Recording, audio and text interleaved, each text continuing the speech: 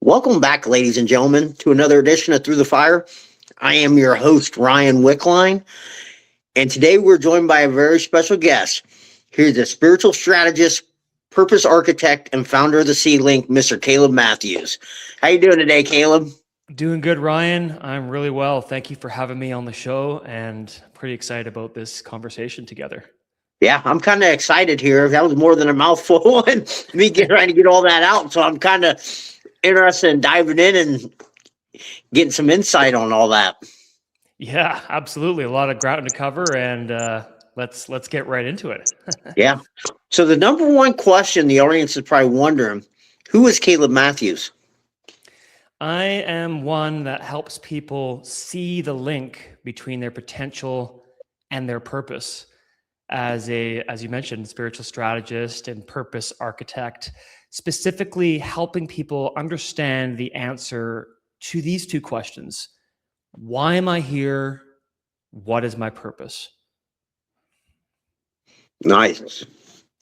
Yeah, that's like kind of a loaded question for a lot of people right there. I mean, I know I struggled asking myself that same thing. So, like, looking back, how did you find out your own purpose in life?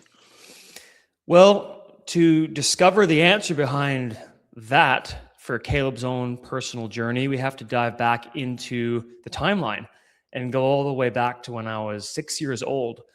And now our audience may be thinking, wow, 6 years old, you really found your purpose then? Yes, it began at 6 in those early years of entrepreneurship. It's one of the 4 pillars I talk about in the SeeLink, the I of I principle. We all have an I of I principle in our lives. That's something we'll get onto in the conversation as it develops through this conversation together.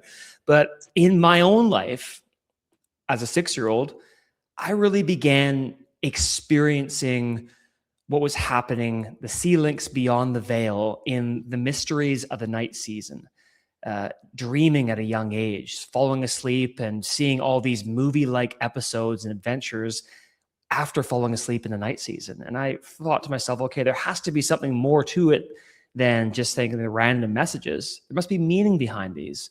And so thankfully I was raised in a homeschooling home where I was able to have parents that raised me and my brothers in an environment where dream interpretation was part of our homeschooling curriculum. And I'm thankful for my mother for that. Thanks, Mom, for including that in our curriculum. But yeah, that's when it began, 6 years old. Crazy. What led you to start coaching then? When did I start coaching? Sorry? Yeah. What led you to start coaching?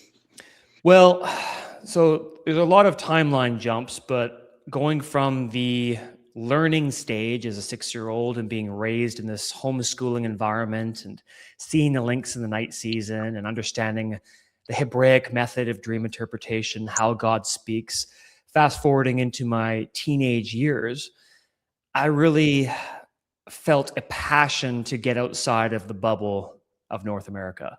And thankfully, as I said, I was raised with very, very MPA conscious parents, multiple perspective advantage parents that decided that, it'd be a really good idea for me and my brothers to see life outside of the North American bubble, because I was raised in Canada. But we went to Africa. My mom's idea, of course, mom's always come up with the good ideas, but mom's idea, we went, my father, my mother, and myself, when I was 18 years old, to Kenya and Uganda in Africa. And that's where I found my passion to motivate and speak. My first audience in front of people was in Africa as an 18-year-old. That's when it began for instructing others to dive into seeing the links between potential and purpose. So what types of services do you provide now? Well, one-on-one, helping people seek the link. So see the links in link up coaching sessions. So coaching is just really only one facet of what I offer as well. But mainly it's to communicate to audiences across the world, especially on podcasts like this one, and through YouTube. I've got my own YouTube channel, of course, and many other means on stage and online of helping people see the links and discover their own design type. Now, this is something that many people may be thinking, okay, Caleb, what's a design type? Well, little plug-in for my calebmatthews.net. I've got something called the DNA of Design quiz. there's 7 different prototypes of design types that us as human beings have, that each person has a primary design type that we walk in. And I've got a free quiz, guys, ladies and gentlemen, on my website. It takes less than 5 minutes to fill out, and you can discover your design type and know how you function. Maybe you've never thought about that. How do I function? Am I gifted this way? Why do I like that? Why do I lean in towards being a steward or a catalyst or a seer or an activator or a navigator? Those are just some of the design types, but it's more than coaching. It's helping people discover their own fit. And that happens through many means that I mentioned there. Nice. What would you say is probably your client's biggest challenges? Really, this is something that is one of the greatest, if not the greatest conflict in the world right now, in my perspective, in my opinion, even greater than any physical conflicts we're seeing between nations at the moment. And that is the inner conflict between spirit and soul, soul and spirit, between what's called the trichotomous worldview and the dichotomous worldview. Are you familiar with that, Ryan? No. Shall I explain the trichotomous? Yeah, let's go. Trichotomous versus dichotomous. The trichotomous worldview is the embracing of the fact that we have a spirit, that has a soul, that has a body. We're 3-part beings and not just 2-part beings. I'll explain that. Most of the world, especially the West, unfortunately, I'm going to rag a bit here on the Western culture. We are programmed by social media and by the powers that be that we need to feed our soul and our physical body, but our spirit is something that we can pick up off the shelf whenever we feel like it. Like, oh, I'll connect with God or higher power, creator, or my spiritual wisdom when it's convenient for me. But I'm going to feed my soul, my mind, my will, my emotions, everything I can think of and control within my physical body. I'm going to feed those things, but my spirit I'm going to leave to the sidelines. Now, that's not a wise thing, because in the Bible, in the ancient texts, we see a king called King David. He's one of the most famous kings that ever lived, one of the most successful kings that ever lived. And he had this passage in Psalms where he says to his soul, he's speaking to his soul, "Why are you downcast, O my soul?" Now, who's talking? His spirit is instructing his soul to hope now in God. And unfortunately, we leave often the spiritual element out because we think that soul and spirit are the same thing. They are not the same thing. They are 2 different elements. We need to embrace being a trichotomous being and not just a dichotomous being. Yeah, I completely agree with that. And it's so crazy because when you're talking about that, because everything is so interconnected, I've found that you got to do mind, body, spirit all together. Yep. It's got to be in flow. The spirit needs to govern the soul needs to govern the body. And unfortunately, especially with the powers of media that we've spoken about, it's, oh, well, we have to have the perfect mind or the perfect body, and connection to God, connection to our creator, connection to the one that put us here on this planet is often pushed to the side because, oh, that's just religious talk. No, I'm not talking about religious talk here. I'm talking about the way that we are constructed. We have a conscience, and that doesn't come from our soul. Here's an example I'm going to use. When we walk into a room and we feel like something is off or on, who's talking? Well, it's not our soul, because why is our conscience instructing us suddenly when we enter an environment or when we're dreaming in the night season? There's more to it than the soul, because how do we explain dreams that seemingly come out of left field? Like when I was 6 years old, this one may seem like it came out of left field, but no, it was very intentional, very purposeful. I would have dreams as a young boy of seeing biblical characters that I'd read about in the Bible and actually interacting with them and talking with them. And that was really a normal part of life. And Hebrews 11 in the Bible says that we are surrounded by a great cloud of witnesses. And even the natives understand this, that when they looked to their ancestors and they looked to those who were already in the cloud for strength and guidance, that they knew that they weren't alone in their journey. And I want to pose this to our audience and pose this back to those who are listening right now to this podcast, to myself and Ryan of Through the Fire. You think, Caleb, okay, that's all nice and great for you, but how do I start? Well, step back and ask yourself this question. What is my life a picture of? What is happening around me, these SeeLinks in my daytime and my night seasons, where there's a code underneath the surface that is instructing me? What is my life a picture of? And begin to ask yourself these questions. I say the craziest people in life are the ones that don't talk to themselves. We need to have this conversation with ourselves and with our spirit and with God. Yeah, I love it. You've interpreted thousands of dreams over 20 years. What's the weirdest one that turned out to be dead accurate? One of the ones that turned out to be dead accurate would be, I remember this was probably back in 2016, 17, 18, pre-pandemic years, back in my home country. And I was at a holistic fair with my team and I, and we were interpreting dreams for those who are coming into our booth. We had a table set up and we're doing one-on-one dreams for those at the fair. And this one gentleman came in and he had this bizarre dream where he was hanging upside down. I'll just paraphrase this to make it short as possible because it was a longer dream. But the main element was he was hanging upside down, kind of like his feet were tied to a rope and the rope was on top of just like a roof or a beam in the roof. And he was naked. He was upside down. He was naked and people were looking at him, but he didn't feel completely out of place. He felt awkward, but not completely out of place. But he felt like it was something that needed to happen. And that was the gist of the dream. My team and I, we interpreted the dream. And essentially the meaning was this, that the man that had come to us and shared this dream was going through a time of great upheaval and that his world had been turned upside down and that he felt vulnerable, naked, and exposed.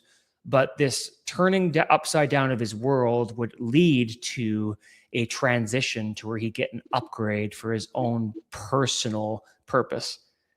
Now, when we shared that interpretation with the man, he started to burst and cry into tears and just bawl and cry and cry and cry. And we asked him what that meant to him, because it's always a good idea after a dream. It's like, okay, what does this mean to you? Did this sit with you well? Did this not sit with you well?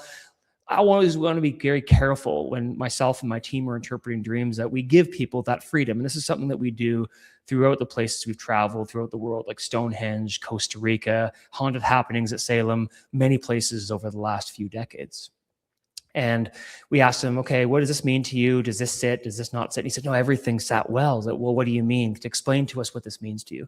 And he said this, his world had been turned upside down because his parent, one of his parents, had passed away recently, and he felt like his life was out of control, and he felt exposed, naked, and just helpless, like he was tied upside down. He didn't have control of his life.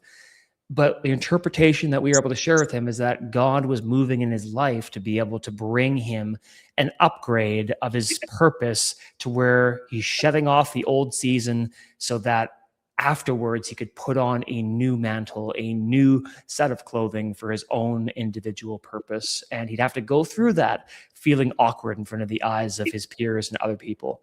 And that turned out to be dead accurate because, as I said, his parent had passed away. He felt like his life was out of control, but he felt like he needed to be able to let go. So we helped him let go, to pray through it and just release. Because oftentimes people have dreams of, just that have to do with afterwards when a parent or a spouse or a loved one has passed away. They don't know what to do of being able to just release the trauma. So we helped him release the trauma and he was able to move on. He was very thankful, but that was the one that turned out to be dead accurate. That was a very, very powerful moment. Wow. How do you start interpreting other people's dreams like that? Well, those seeds were planted when I was 6. So that would have been 32 years ago was when I was raised as a homeschooler and understanding dreams. Like, I want to be careful as I answer this question. It's a good one, but I want to be careful to set the expectation. Everybody, and this is true, everybody dreams. Everybody has dreams because it's true. Scientifically, Yeah. we'll have spent a third of our life dreaming by the time we reach 60 years of age. So everyone dreams. Everyone can have a level of understanding, but to cultivate a life where you're regularly interpreting dreams for others is something that doesn't happen overnight. I've been doing this for over 3 decades, and I'm still learning about how to do that.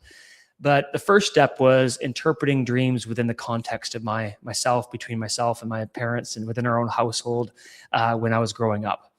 When I was 18, when I went to Africa, and when I went to a post-secondary school called Streams Academy, a school of dream interpretation and the art of hearing God, of walking in character and connecting with God, that was another layer. But really, it's been a journey over 3 decades, but I've been actively interpreting dreams for people outside of my own home since I was 18. So we can do the math there. Like that's almost 2 decades of actually, that is 2 decades right now. The years are flying, but that's 2 decades. So what I'm saying is it's like a muscle. It's like when we go to the gym, right? You use the weight, and we all get to the gym on day one. Like all of us have been there. And we have this zeal to be able to say, oh, I want to scale up to that weight, like the big guy's doing there, or the person who's been doing it for years. Well, there's a progress to do that before we get there. And I want to say to our audience this: if you don't use it, you will lose it. And for dreams, how do we begin? You're thinking, all right, Caleb, that's great. How do we begin? Well, write them down. Keep a journal next to your bed and really start to treasure them. When you do that, you'll get more. But it's been a long journey. That's long answer short. Yeah, you say that dreams are sending us messages. Why do people not really understand that a lot of them dreams are sending us messages on what we're supposed to do? A lack of understanding of our history. A lack of understanding of our history. A lack of our understanding of our ancient history. Our forefathers walked in biblical history, modern history, medieval history. One of the pillars that I speak about in the SeeLink is history speaks. Now, we all have a history. We all have a background where we came from. And I believe one of the great barriers of blocking people from understanding of dreams that have meaning is because they are not looking into history. I want to use a couple of examples from history. And that is with Harriet Tubman, one of my favorite heroes of American history. She was a runaway slave on the Underground Railroad that decided one day that she was not going to live life as a slave like her previous generations had before her. She was going to run. So she did. She ran from Maryland to Pennsylvania on the famous Underground Railroad. And when she was chased down by her owners that wanted to drag her back in chains, shotguns and guard dogs, she would hide in the swamps. And when she hid in the swamps, she would fall into these dreams and these trances and these visionary mystical experiences. And God would speak to her as she documented. This is all documented. Audience, if you don't believe me, you can look this up on ChatGPT, AI, internet. This is documented. If you can get this taught in the school system, then sorry to burst your bubble, but this is real fact. Harriet Tubman would have dreams where God would say, that house right there, you need to go there. That house there, don't go there because you have an ambush waiting for you. So she would follow her dreams as a roadmap. And she went from south to north to the land of freedom, eventually reaching all the way to Canada. And she reached there. And then she went back for her comrades and freed. History documents that between 250 to 300 slaves were freed by Harriet herself, but she wasn't really alone. She was with God. God was moving through her life and her purpose and her design through the method of dreams and visions of the night season. Harriet was a seer. That's why it's so important, audience, for you to know what your design is, whether you're a seer, a navigator, an activator, a healer, catalyst, servant, like steward, builder. Like these are all important things, but a lack of understanding of history and really where we've come from is, I think, one of the great barriers to why we don't dive into meaning behind dreams more than we should. The Bible is clear. Joseph, Daniel interpreted dreams for kings of nations that changed the course of history. We need to learn to look back into our history. Yeah, nice. Yeah, like what advice would you give to the audience? I know me personally, sometimes I don't remember my dreams at all, but then other times I'll get like vivid ones and wake up in the middle of it and actually remember them. Yeah, write them down, keep a journal, because it will tell your subconscious, it tells our subconscious that dreams are important. We have a journal next to our bed and we wake up, even though it's like, oh man, it's just 4 or 5 in the morning. Like I just woke up and had this epic dream that I'm remembering, but it's starting to fizzle. And the tragedy is a lot of people will say, okay, well, let's go back to sleep. I'm tired. I'll remember it in the morning. Well, poof, it's gone. Most of the time it will be gone when you wake up, when you and I wake up, or maybe you wake up in the morning and you remember the dream after that dreaming the night before, but you decide to go walk the dog or have a cup of coffee or just go read the online thing and scrolling on your smartphone. And then 20 or 30 minutes later, the dream's gone. Write it down. Keep a journal, write it down, treasure, begin to really take this seriously. For those who maybe are or need more development, like this is a good place to start. Write it down, whether you draw it out, write it out, and just on your smartphone, on a computer, on a physical piece of paper. I would recommend a physical piece of paper just because it activates something in the subconscious in the brain, but write them down. That's a good place to start. Awesome. Most people think purpose is something you find. You disagree. Why? Because there's a balance. We have a part to play. We definitely do. Just like I found a big part of my purpose in Africa when I was 18 years old. But there is a wiring and a predisposition in our DNA of design that's been put there by God. I'm a firm believer in that we are not on this journey alone, that God is a part of the human construct and the makeup of our lives. There are reasons why I love communicating. I love being able to take people into a visionary experience. I love interpreting dreams. I've always been somebody from a young age. Going back into the I of I principle we talked about earlier, the early years of entrepreneurship, of innovation, here's one of my first memories. My first audience was actually not in Africa. My first audience were my stuffed animals. I had 120 stuffed animals. And so before I went to the living, breathing human audience in Africa, my first audience were my stuffed animals. And I practiced in front of them. I spoke in front of them. And I exhorted those stuffed animals and treated them like they were human beings. I talked to the neighbor's dog and read him children's books and did storytelling to the neighbor's dog, the black Labrador called Ace. I still remember that dog, still have that photo in old photo albums inside my crawl space in my home today. But I share all that to say this. My design was put in me by Creator, by God, by a greater source than myself, because fast forward 3 decades later, look what we're doing right now, Ryan. I'm sharing stories on podcasts. And, that was part of my makeup when I was 6 years old, 7 years old, 8 years old. And there's parts of your makeup, part of our audience's makeup that are like built in from a young age. And these are the things that are wired in us. So we don't just find something one day and suddenly, poof, I found it. And, suddenly I didn't have it. Now I have it. But we become aware and our eyes are opened for how we've been wired. That's what I believe that it is. Yeah. You say people's daily frustrations are actually clues to their purpose. Can you break that down for us? Our obstacle becomes our arsenal. And what I mean by that is we're not advancing anywhere if we don't have opposition.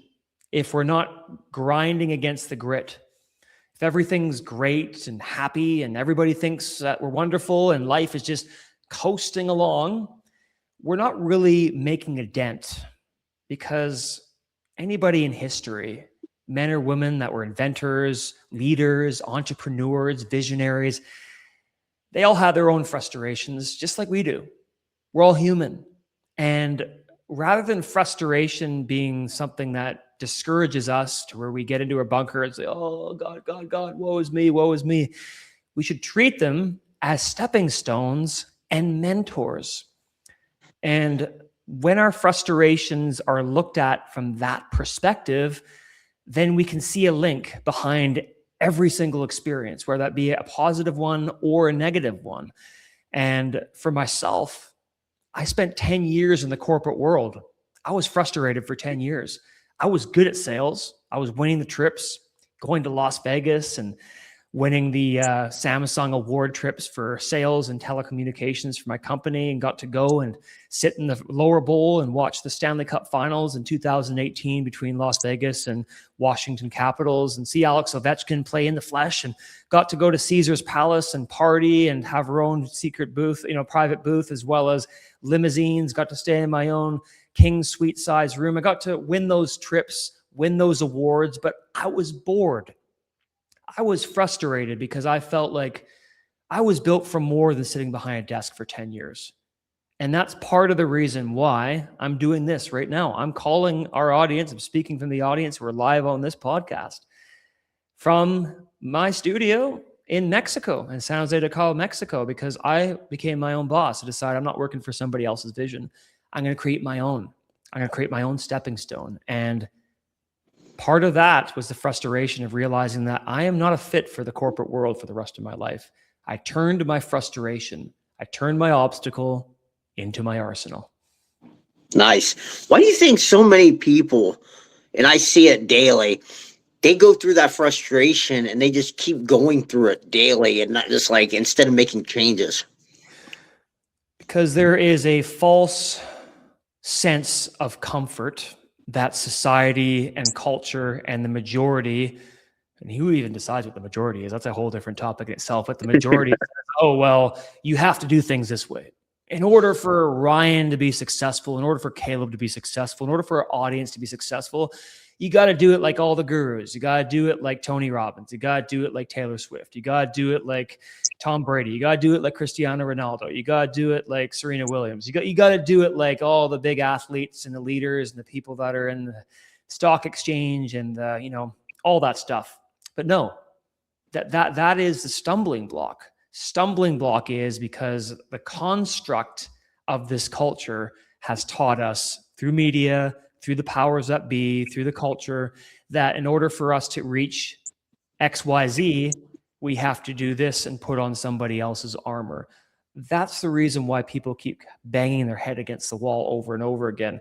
Albert Einstein, famous quote, said this: insanity is doing the same thing over and over again and expecting a different result.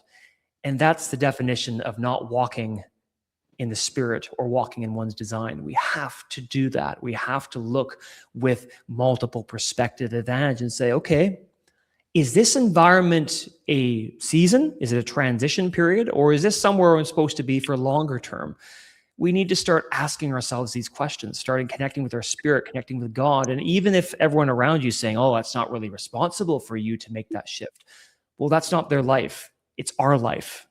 And we need to take ownership of that. Yeah, I see that quite a bit where people are living out somebody else's dream for them. It's like you're never going to be happy until you step into your God-given purpose.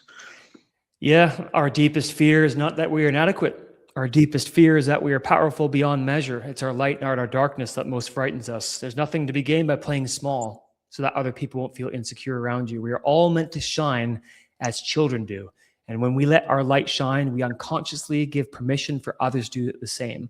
As we are liberated from our own fear, our presence automatically liberates others. And that Marianne Williamson quote, it's like yesterday, Ryan. Like I remember hearing that quote from a great scene in a fantastic movie, Coach Carter, basketball movie. Love that. You probably think, all right, Caleb's starting to speak something I'm starting to remember.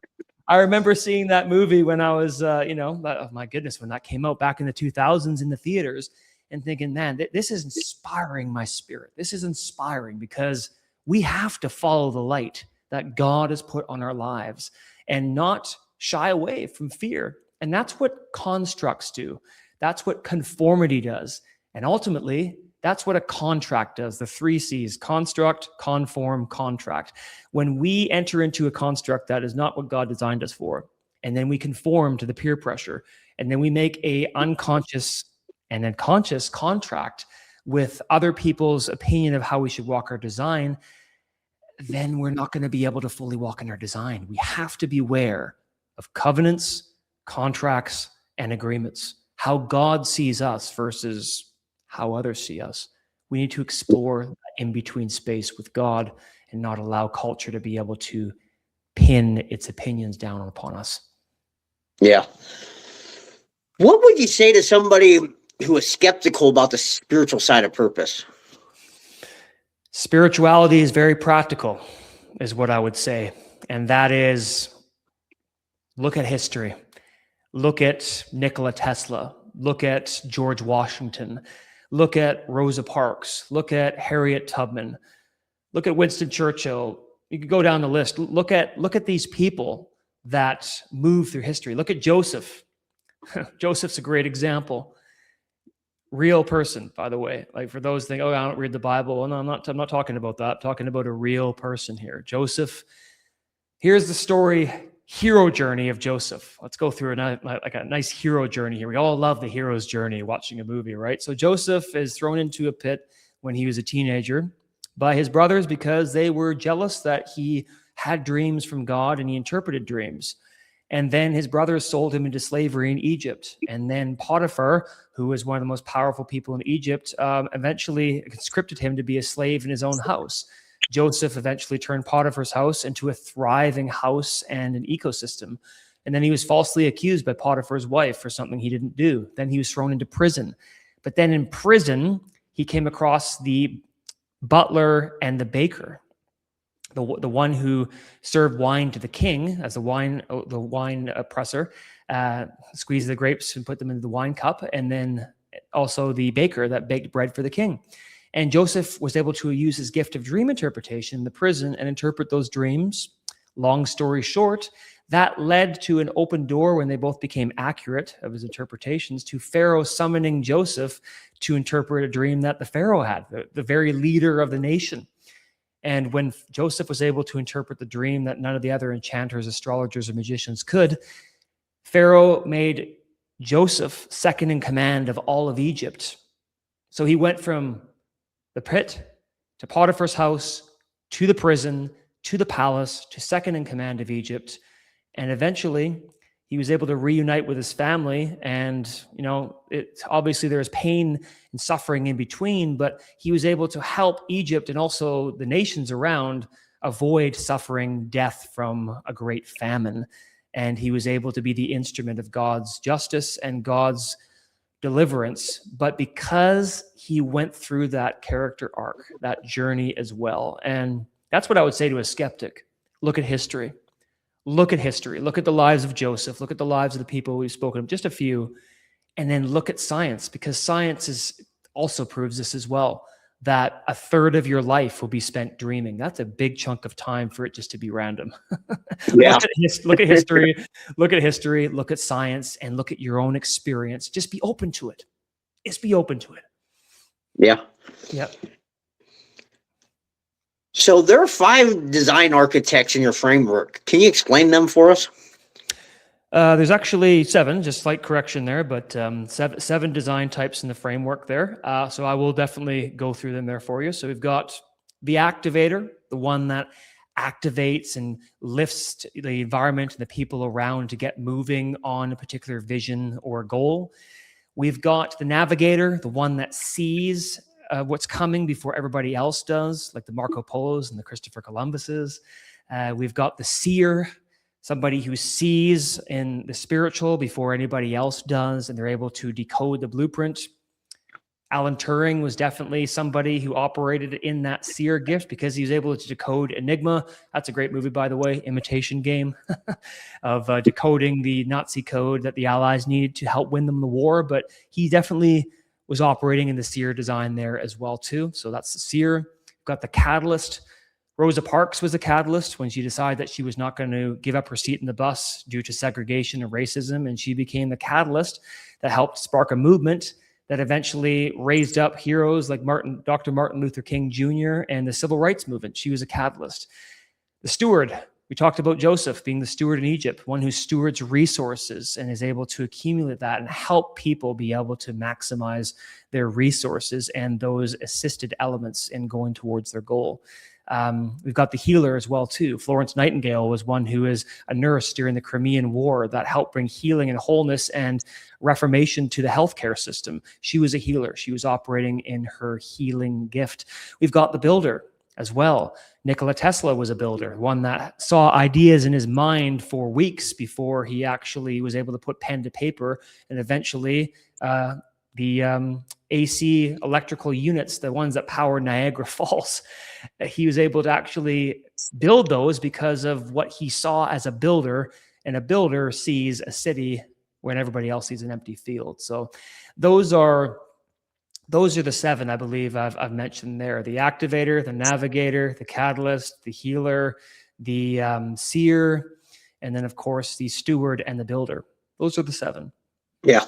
Which one surprises people the most when they discover theirs? How much it makes sense. I would say people are surprised when they discover theirs because they're trying to figure out a language for what they've experiencing through the giftings they have or what they are leaning towards. And I think it's the aha, you've made it practical. It's not just me being a weirdo or being somebody who's floating off in the spirit or having these crazy ideas. Oh, I thought I was nuts when I was growing up because everybody thought that I was crazy for having this gift of foresight and the seer gift while everybody else was just operating in the builder gift that just wanted to build. But I think it's the aha moment of, wow, you're actually putting language to what I've been experiencing. The light bulb turning on, I think, is the main thing that people get surprised about when they discover their design type. So audience, take the DNA of Design quiz, go to calebmatthews.net and the links that are provided after the show here, and take the DNA of Design quiz. I'm interested to hear what yours is, interested to hear what Ryan's is, interested to hear what yours is, because we all have a design type that we lean towards and we need one another. Yeah. What types of dramatic transformations do you see when people kind of find their design?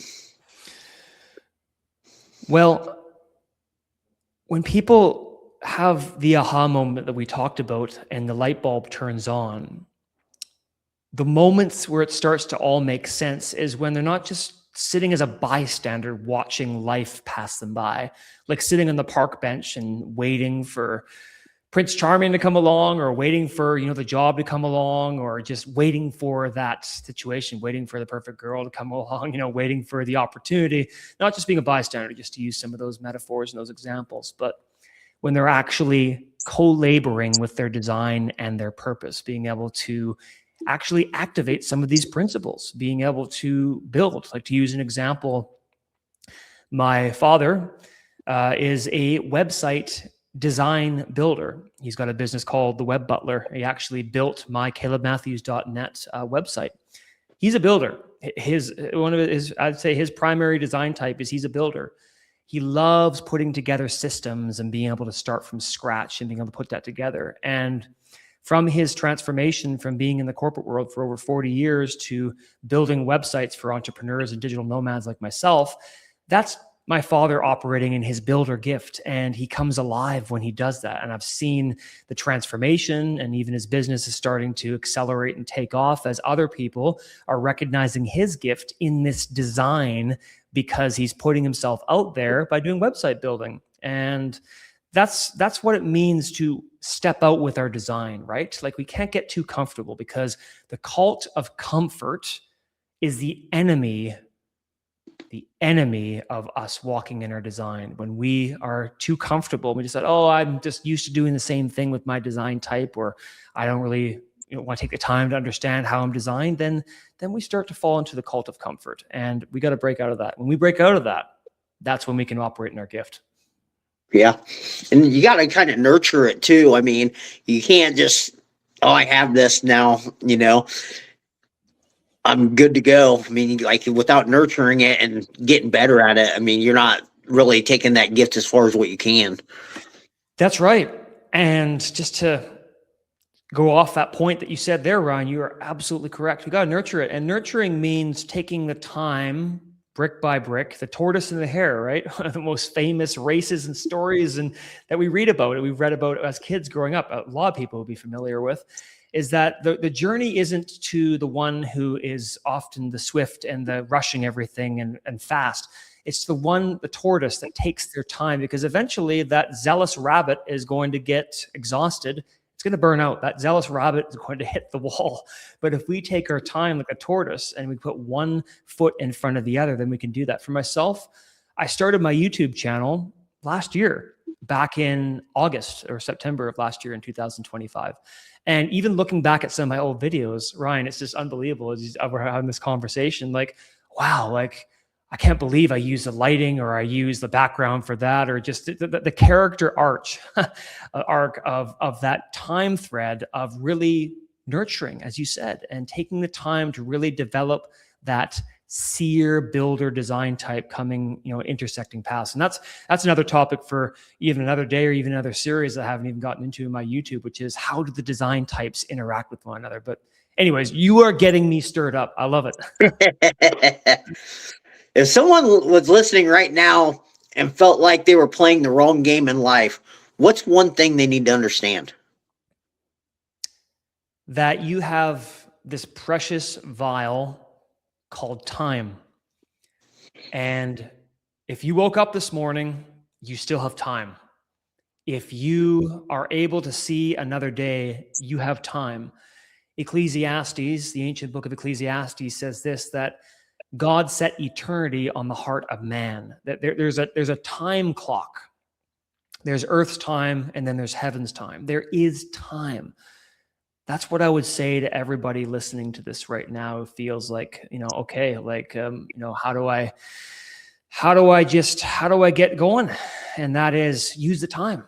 Just break it down, make it simple, use your time wisely, because we have the same 365 days in a year. Everybody does the same 24 hours in a day, the same 7 days a week, the same minutes, the same seconds. We are all equal in that regard. Now, when our journey on the earth is over, that's individual for each person. But as far as if you are living and breathing and you are listening to this podcast right now, you have the same time that Ryan does, that Caleb does. You have the same time pie chart. Be very zealous of how you guard and protect your time. Yeah, great advice right there.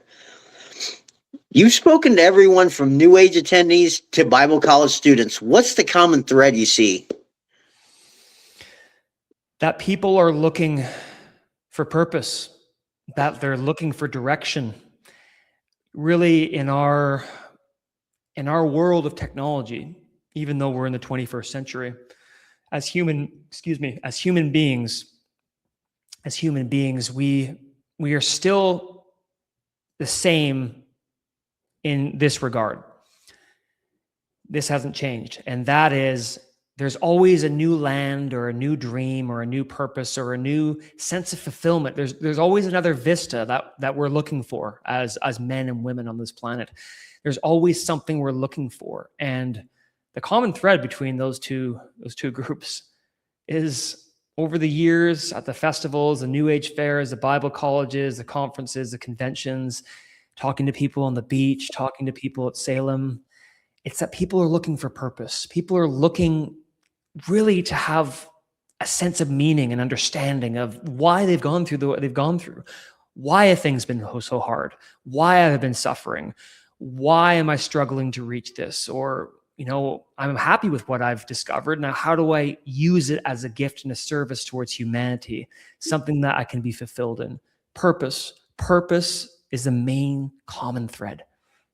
Yeah, love it. What's probably the biggest challenge you face and the most rewarding thing you get from speaking to all these people? When somebody's countenance, their spiritual countenance, that's manifested physically when you look at them, but there's a glow that comes, there's an awakening when somebody gets it in that snippet, just for a moment, and they realize, wow, God is really speaking through my dreams. I'm not just thinking this up on myself. Wow, all these parables and these SeeLinks that are happening around me in my day-to-day life, in my work, my business, my vocation, my travels, they're not just random. Now, It's just, now I want to use a really extreme example here. And one of my older brothers, he works as a flight service director for the airline industry in Canada, one of the major carriers. And a couple of days ago, tragically, in New York, there was a tragedy where a couple of pilots were killed because of collision, a tragedy, great tragedy, that where an airplane hit like a fire truck. But the service director on the plane, the main flight attendant, stewardess, she was strapped in for the landing. And when they landed, they had like an emergency brake landing, but she was strapped in. And she was launched when the plane made impact with the fire truck, and the front of the plane was sawn off and the other half of the plane was still, intact. She was launched 1 football field length into the air. And when they found her and when she landed, all she had broken was a leg and she was still alive. Now, one would have to be very, very stubborn or even completely naive or just blind to state that that is not supernatural. That's an act of God. And a lot of people were saying it's an absolute miracle how she survived. When someone's thrown that length of distance, their body should be in tatters and shattered, but hers was not, except for a shattered leg, but she's still very much alive as of this recording of this podcast. And I say that to say is there are these SeeLinks, there are these moments that can be used in great tragedy for triumph. There, even though 2 pilots lost their lives a couple of days ago, that woman who survived that is a testimony of the purpose and the hand and the provision, the protection of God through her design, through her walking in her design to help the passengers and to help make sure that they were buckled in. Her survival story is quite miraculous. But that to me is the rewarding thing, when somebody's design is put on full display and people are able to benefit from that. And obviously the passengers of that plane, the ones that survived, a lot of them have her to thank for that. But her story of being able to survive that miraculously is her walking in her design. But that's one of the most things that's it just touches me to see that when someone is used as an instrument for God's purpose, as they are in the right place and walking in what they're supposed to be doing in the DNA of their design. Yeah, amen. So what's probably the most challenging thing you face? Most challenging thing that I would face is this skeptical perspective that says, oh, well, this is all good and fine, but is this just another formula? Is this just somebody trying to bring something else that's the latest, greatest thing? And I would say that the skeptic's mind is usually one of the toughest eggs to crack. And really, the greatest and best answer to the skeptic is to continue running your path and not letting somebody else's darkness or gloom or Eeyore-like syndrome to stop us from being Tigger, to stop us from bouncing. Don't let somebody's Eeyore environment or their insecurities or their doubts stop you and I from walking in our purpose. And the greatest obstacle can be the skeptic, it can be the critic, but that's part of the package. That's part of the package of anyone that wants to walk in their DNA of design. The skeptics will come, the critics will come, but those are good indicators. Those are good signs. I want to be very clear to our audience listening on the podcast. That is, if you have skeptics, if you have critics, you have people that are dogging you, they seem like they're following you and hating on you in social media or in person, or people are gossiping about you and they don't like what you're bringing, those are good signs. A bad sign is when everybody gets along with you and says, oh, what Ryan and Caleb's doing, what they're doing and what you're doing is just wonderful, and there you have no enemies. Somewhere along the way, I would say if everyone thinks that you're wonderful, then you've probably sold out. Don't do that. Yeah. Be true to who you are in your design. Amen. How can people get a hold of you? CalebMatthews.net, my website. And of course, DNA of Design quiz, I'll include within the link, CalebMatthews.net/DNA-design-quiz. I'll provide the link there, but that's where people can get a hold of me, through the Caleb Matthews SeeLink portal, where you have a DNA of Design quiz, takes 5 minutes, it's free, there's no cost.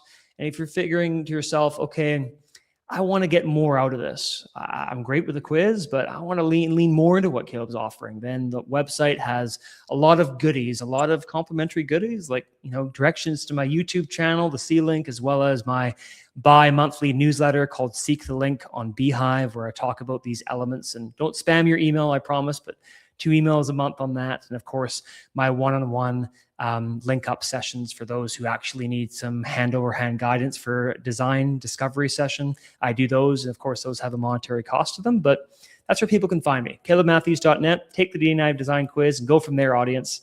I'd love to have you join with me on this journey, and I'd be curious to hear what your design is. Nice. Is there anything we haven't covered that you want to talk about?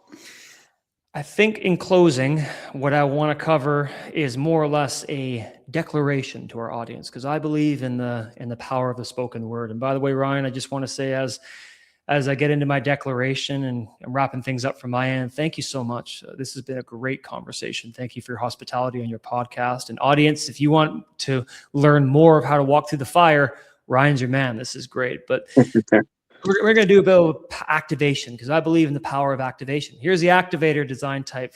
A little activation here. If you're listening to this right now, you're watching this video, I declare this to you, that you will reach the purpose to which you've been created by God. Your DNA of design, your design type. Every single thing that is supposed to be put into your hand to prosper is being put into your hand.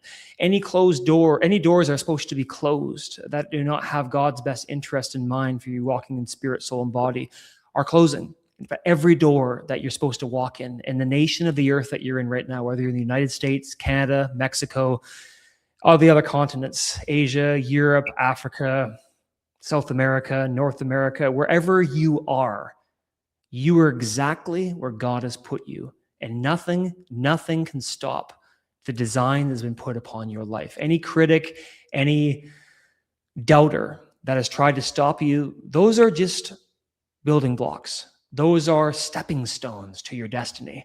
And if nobody has ever told you this, besides if you're a regular podcast listener, you just come across this podcast for the first time, nobody else besides Ryan or myself has told you this, we're going to say this to you right now. You can do it.